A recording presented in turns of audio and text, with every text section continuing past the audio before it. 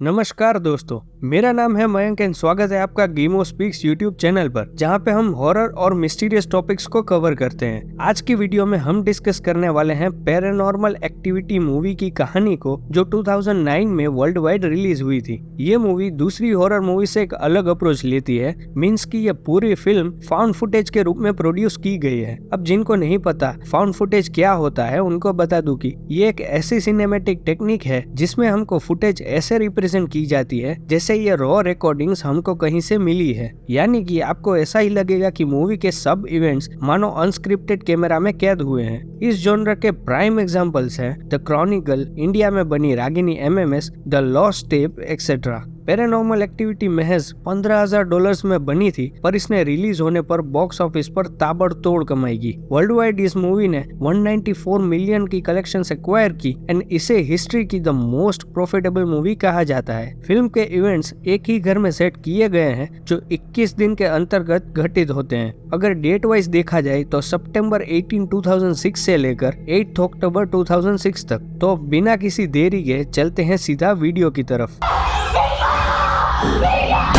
तो मूवी के स्टार्ट में हम एक कपल को देखते हैं जिनके नाम है केटी एंड मिका। ये लोग सैन डिएगो के एक नए घर में मूव इन करते हैं। केटी यहाँ क्लेम करती है कि उसको एक इविल प्रेजेंस बचपन से ही हॉन्ट करती है एंड मेंटली टॉर्मेंट भी करती है। ये बात सुनकर मिका पूरे घर में कैमरा सेट कर देता है कि अगर घर में कोई पैरानॉर्मल अकरेंसेस हो तो वो कैमरे में कैद हो जाए। केटी यहाँ पर एक साइकिक डॉक्टर फ्रेडरिच को भी कंसल्ट करती है और वो बताते हैं कि केटी को एक डीमन हॉन्ट कर रहा है और उसकी नेगेटिव एनर्जी को फीड कर मेंटली हार्म पहुंचाता है। डॉक्टर इन लोगों को वार्न करते हैं कि डिमोनोलॉजिस्ट की हेल्प के बिना वो लोग इस डीमन से कम्युनिकेट करने की कोशिश बिल्कुल ना करें। पर मिका डॉक्टर की ये बात ठुकरा देता है और बोलता है कि वो इस मैटर को खुद ही इन्वेस्टिगेट करेगा। अब रात के टाइम पे कैमरास जो मिका ने सेट किए थे वो कई स्ट्रेंज अकरेंसेस कैप्चर करते हैं। शुरुआत में तो ये अकरेंसेस तो बहुत कम दिखाई दिए, जैसे कि रात के समय एकदम धीमी स्ट्रेंज नॉइसेस सुनाई देना, लाइट्स का अपने आप फ्लिकर होना, बेडरूम के डोर्स का अपने आप खुलना और बंद होना। बट ओवर टाइम ये एक्टिविटीज काफी वायलेंट होने लगी, जैसे कि कोई तेजी से भाग रहा है ऐसे फुटस्टेप सुनाई देना, डोर्स का बहुत जोर से बंद होना और डिमोनिक नॉइसेस रिकॉर्ड होना इत्यादि।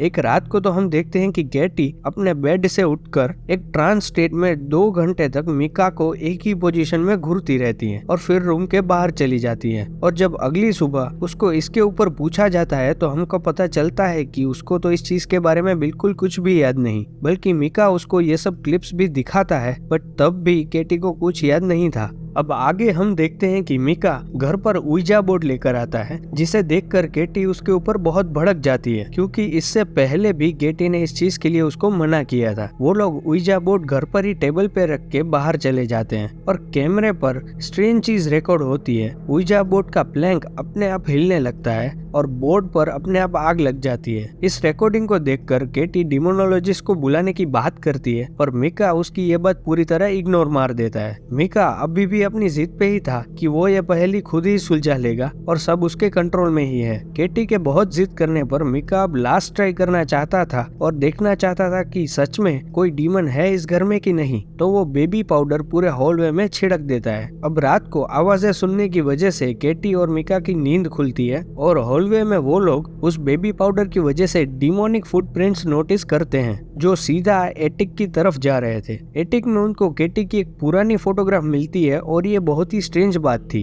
क्योंकि केटी को लगता था कि उनके पुराने घर में जो आग लग गई थी उसमें यह फोटोग्राफ डिस्ट्रॉय हो गई होगी, पर सरप्राइजिंगली कहीं से ये फोटो यहाँ पर आ गई थी। ये सब देखकर केटी एकदम शॉक हो जाती है। ये सब होता देख केटी मेंटली एकदम ठंडी पड़ जाती है, जिससे ये डीमन अब और पावरफुल होता चला जा रहा था। केटी फाइनली डिमोनोलॉजिस्ट को अप्रोच करने के लिए फोन लगाती है, पर डिमोनोलॉजिस्ट कंट्री से बाहर था तो उनको थोड़े दिन इंतजार करना पड़ेगा। हालांकि दिन ब दिन सिचुएशन खराब होती जा रही थी, तो वो लोग डॉक्टर फ्रेडरिच को फिर से बुलाते हैं, पर डॉक्टर इस डीमन के उतने पावरफुल होने से बहुत घबरा जाते हैं और वो इन लोगों की कोई हेल्प नहीं कर पाते। अब मिका उइजा बोर्ड को पढ़ के एक नाम डिकोड करता है जो कि था डायन।